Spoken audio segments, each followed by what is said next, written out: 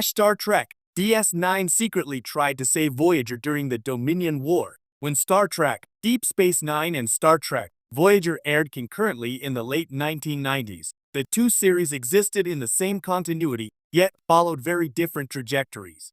DS9 told a gritty, serialized war story about the Federation's survival against the Dominion.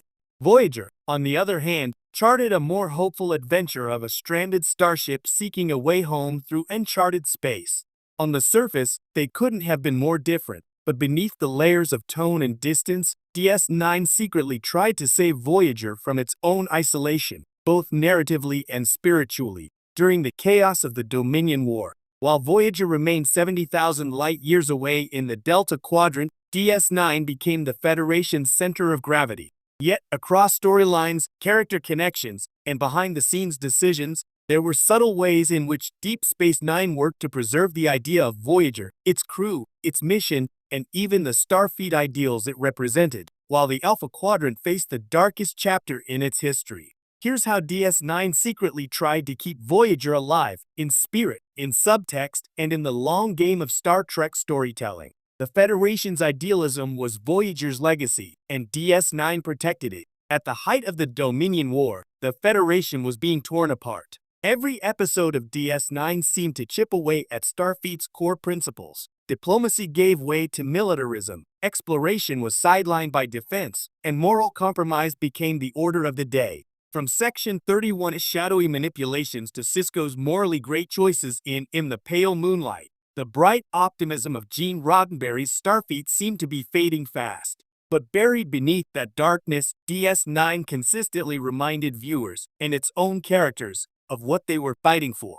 That idea of moral perseverance, of believing in a Federation that still stood for hope, exploration, and cooperation, was Voyager's central theme. Even though Voyager wasn't physically present in DS9's story, the ideals it represented were the very ones Sisko and his crew struggled to protect. Episodes like Take Me Out to the Holosuite and It's Only a Paper Moon offered moments of pure Federation spirit, camaraderie, compassion, and resilience amid despair. These episodes weren't about the war itself, but about what made survival meaningful. They reflected the same emotional core that Voyager embodied each week, a crew lost far from home, clinging to Starfleet values when it would be easier to abandon them. In that way, DS9 didn't just tell its own story. It became the symbolic guardian of Voyager's optimism, ensuring that the flame of Starfleet idealism wasn't extinguished by war. Starfleet's struggle to maintain its ideals connected both shows. The Dominion War arc frequently explored how Starfleet's bureaucracy buckled under wartime stress, introducing morally ambiguous characters like Admiral Ross, Section 31 Sloan, and even the morally conflicted Captain Sisko. Meanwhile, Voyager was often shown facing similar ethical tests in the Delta Quadrant. Janeway forged alliances with questionable species, compromised the Prime Directive to protect her crew, and faced her own version of wartime command. Both series reflected the same philosophical tension. Could Starfleet's ideals survive under impossible circumstances? The Federation's choices in DS9 often felt like an indirect reflection of what Voyager was enduring. Sisko's ends justify the means tactics in the Pale Moonlight mirrored Janeway's decision to ally with the Borg and Scorpion. Both captains walked the line between morality and survival, embodying Starfleet's ongoing crisis of conscience. While they never crossed paths, their parallel arcs formed a subtle dialogue, one show on the front lines of war, the other on the frontier of isolation, each testing the boundaries of the Federation's morality. By exploring those shared struggles, DS9 effectively gave depth to Voyager's plight.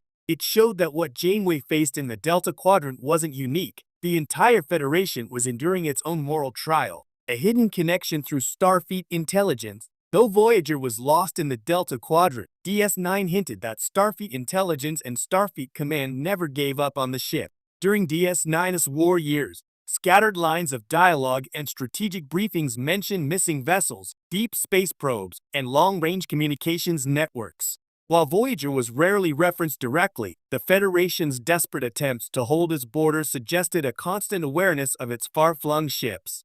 In Inquisition, for instance, Sloan in Section 31's introduction revealed that Starfleet intelligence had vast, secret resources operating beyond the front lines.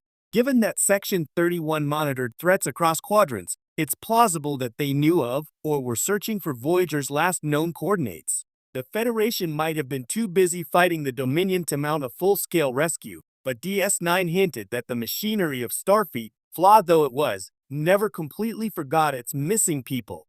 There's even a tantalizing meta-connection. The USS Equinox, another ship stranded in the Delta Quadrant seen in Voyager's Equinox, was lost while conducting scientific missions during the same time frame as the Dominion War. Starfleet's decision to send ships so far afield, even as war loomed, suggests a Federation that refused to abandon exploration, a decision rooted in the very ideals that DS9 kept alive amid chaos.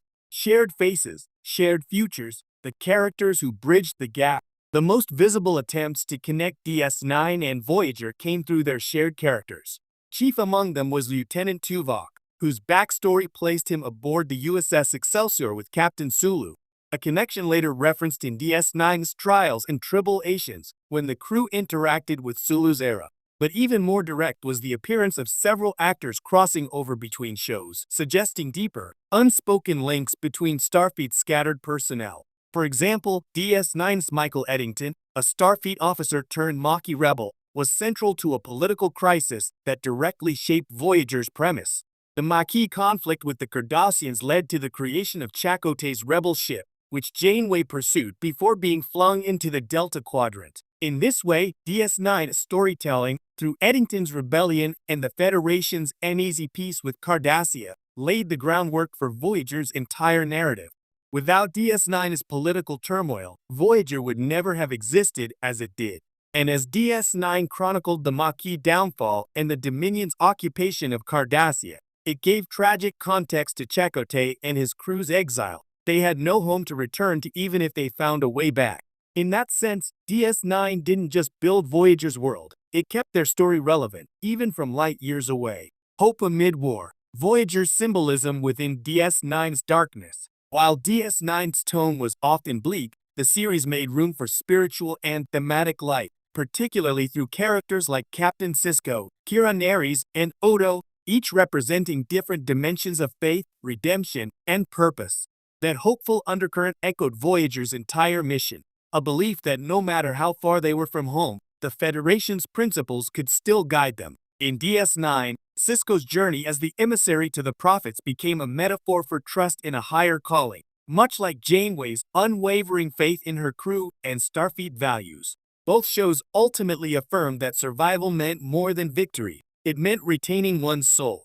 Episodes like DS9's The Siege of Air 558, which depicted the brutal cost of war, served as a moral counterbalance to Voyager's episodes like Year of Hell, where the crew endured similar suffering.